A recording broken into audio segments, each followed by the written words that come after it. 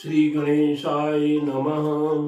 नीलाम्बुजश्यामलकोमलाङ्गं सीतासमारोपितवामभागम् पाणौ महासायकचारुचापं नमामि रामं रघुवंशनाथम। नमस्कार, आप सभी दर्शकों का स्वागत है श्री नारायण वेद वेदांत संस्थान एवं ज्योतिष परामर्श केंद्र में। मैं आपके समक्ष नारायण दत्तवर्थी भगवान श्री राम की प्राण प्रतिष्ठा के संबंध में अपने भाव को आगे बढ़ाते हुए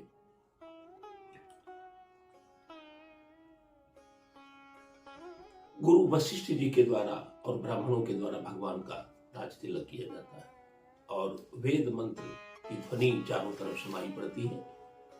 ब्राह्मणों के द्वारा स्वस्ति वाचन का क्रम चल रहा है। चारों तरफ धुंध भी बज रही है।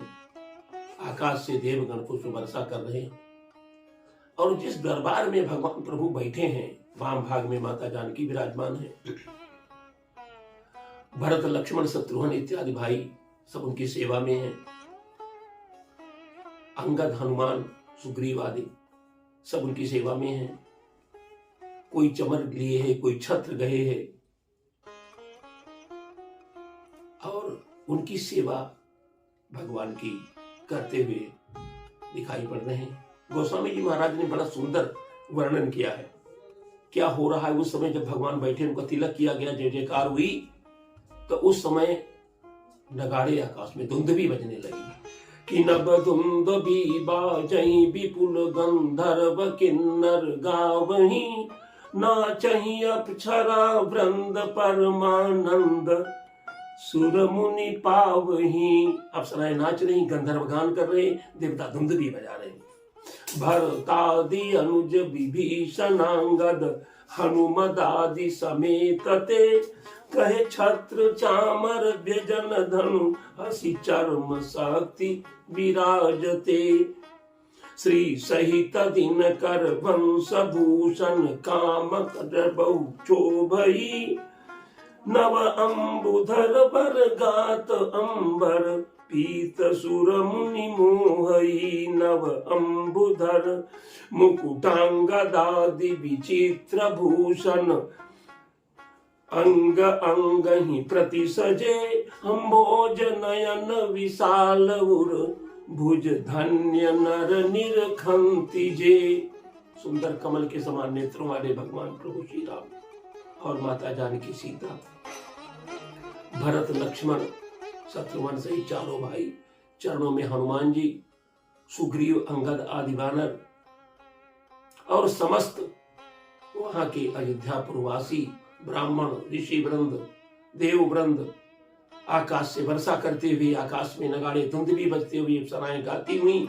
इतना सुंदर दृश्य भगवान भोलेनाथ पार्वती जी को सुना रहे हैं कथा और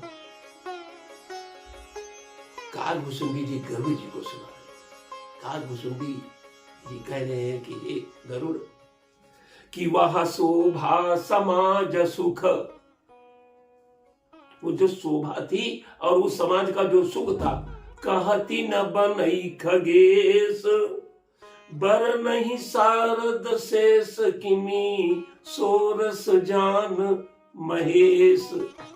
उस संपूर्ण रस को तो केवल भगवान शिव ही जान सकते हैं, जो हमारे भी गुरु हैं, चराचर जगत के गुरु हैं, और वो वाणी का विषय नहीं जो हम तुमको वर्णन करके सुनाएं। शोभा वो उस समय का दृश्य, वो भगवान की झांकी, बाकी झांकी प्रभु राम की।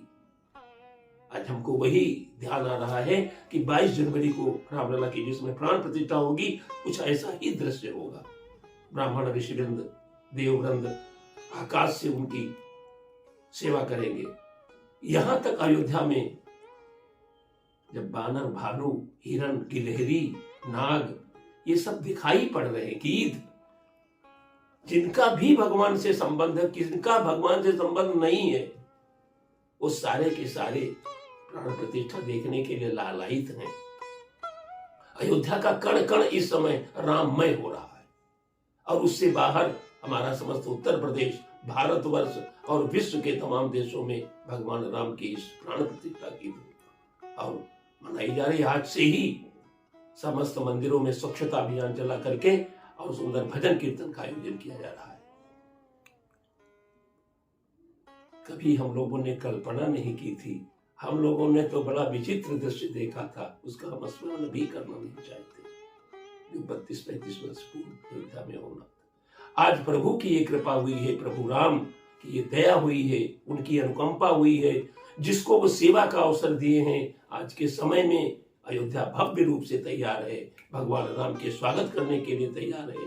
भगवान की प्राण प्रतिष्ठा 16 जनवरी से आरंभ हो जाएगी और फिर भी विधि कार्यक्रम चलते रहेंगे और इस प्रकार से हम प्रभु राम आएंगे ऐसी कल्पना करते हुए, ऐसी आशा करते हुए उनके स्वागत में तत्पर हैं। जय श्री कृष्ण, जय श्री राम, जय बजरंग।